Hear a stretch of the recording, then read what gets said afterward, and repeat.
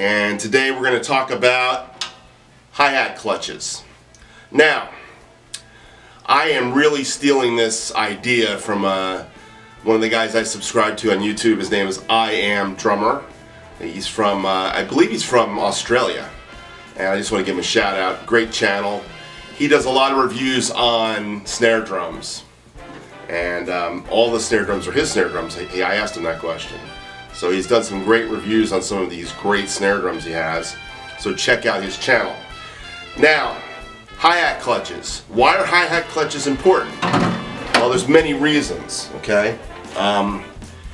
When you get a set of hi-hat cymbals, one of the things you don't want to have happen is what happened to my poor set of 505, Paiste 505 14-inch medium hats, is the keyholing effect.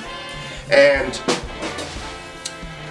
when you look at some of the older hi-hat clutches,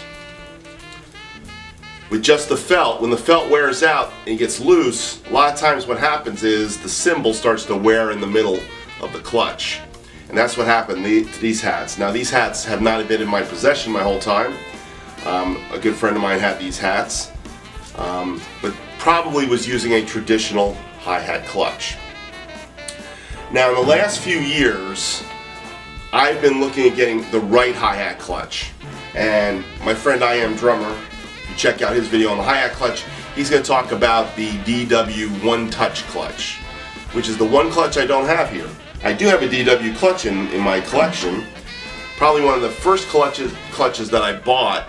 Actually, I didn't buy the clutch. It came with a auxiliary hi-hat that I bought, and it was the first clutch that I ever saw that had this little locking mechanism. And what I've always had problems with in my 40 plus years of playing drums is that the piece on the bottom doesn't lock and it comes off, okay, for various reasons. So this has got a really nifty little key operated lock, and when you put your cymbals on it like this, you can basically put the clutch down to where you want to put it, take a key to it, and lock it down, and now this isn't going anywhere, which is really cool. That way you can make your top adjustment, and by the way, the top adjustments is where you get your hi-hat to be either tight or loose. Now, if you're a jazz drummer playing a lot of that big band swing kind of stuff that I've done some videos on, sometimes I want my clutch to be loose because I want the cymbal to kind of bounce in there a little bit, but that's where it does wear out the whole of the cymbal. Now, most guys will play it pretty much firm. That's pretty much the normal setting. And the crazy thing about these older style clutches is you get it firm and then you got to lock it down with the top locking nut. So that's what locks it in place, and it's definitely not a one touch operation, even though I've gotten pretty good at adjusting it on the fly. So that's the locking mechanism. And what I've found in the older ones is you don't have those locking mechanisms. Now, a few other things about clutches. For those of you that don't like the felts and they wear out too quickly, Earl makes these wonderful little rubber pieces. And the rubber piece goes on and it gives you that same effect as the felt,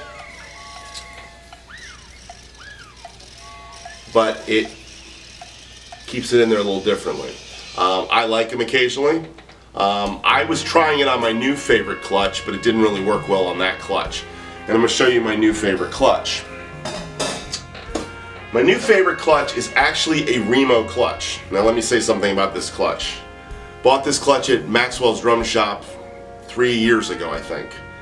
And the problem was, coming out of the box with this clutch was the screw, the nut, the wing nut. This is the wing nut from that clutch. And why is it on here? Well, this separated. It actually came off. I thought it was really poorly made by Remo for a clutch that costs about $29 in many stores. I think I bought this for $18.50 or something. I think they were selling them for. Anyhow, so I replaced it with a DW top nut. So my DW clutch, it doesn't have DW on it anymore. I've got a lot of these different wing nuts from different things. Now why is this my favorite? It's the spring. And you see a lot of guys, a lot of cymbal guys really like this because, again, it's a one-touch scenario in that you can loosen it up. And see how loose I got it really quick? And all I have to do here is, when it's on, it's actually attached. And actually have it attached, all I have to do is just twist down on it a little bit. And I've tightened it up rather quickly. Now the reason why this is my favorite is it's quick to come on and quick to come off. It actually is a twist. So the bottom nut's got two little, I don't know what you want to call them. I don't know, I'm lost for what they're called.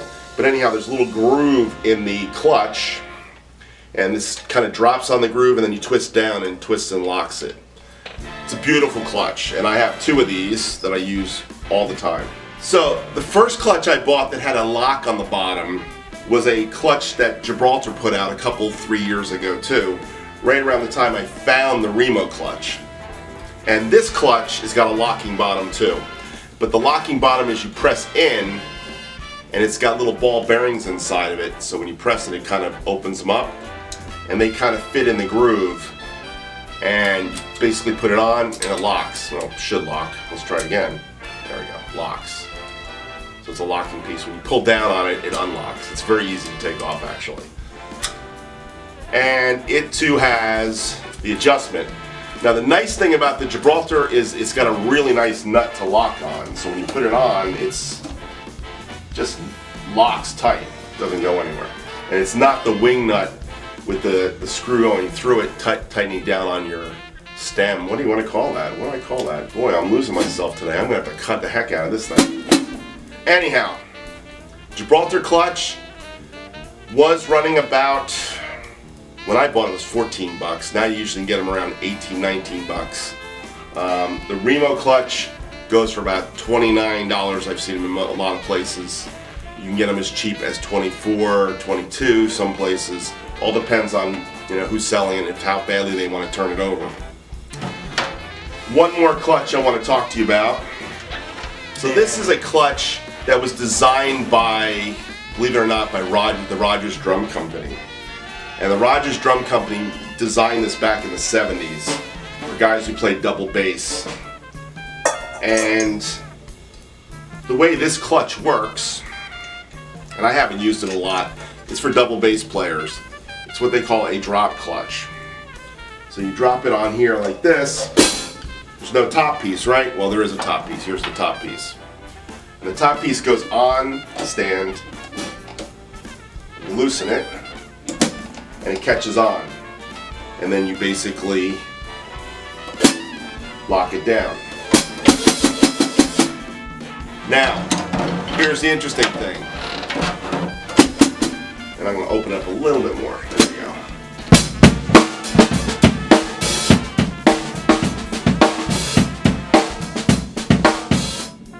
Now, when you want to go to the double bass part and play this as a double bass, all you have to do is hit this like this, drops it down.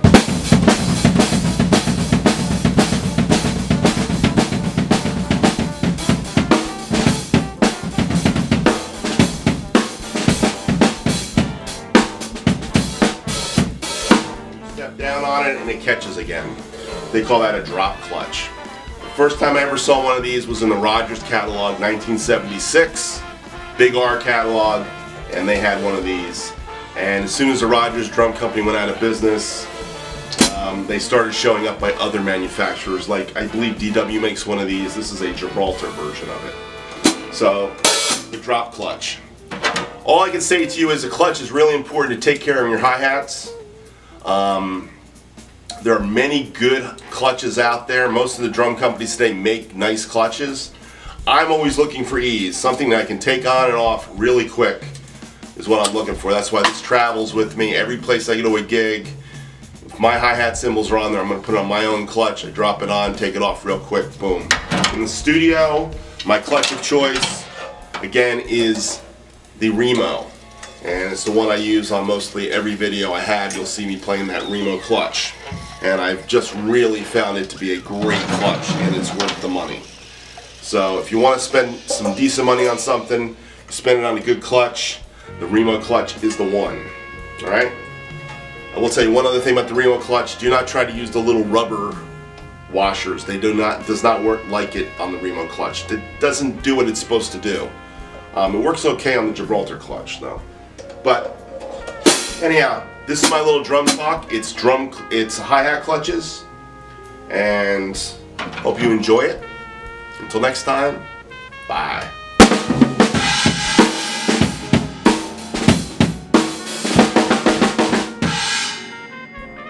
By the way, before I go, good friend Steve Dupree gave me this wonderful 18-inch china, and it has been in a lot of videos lately. So if you're wondering where that china came from, I just got it in the last week, and I've put it on the last 3 or 4 videos it's been on. So I've had a lot of fun playing this china. It is a 2002 18-inch china type. I believe it's circa 1984. Did a little cleaning up of it, but it sounds so sweet.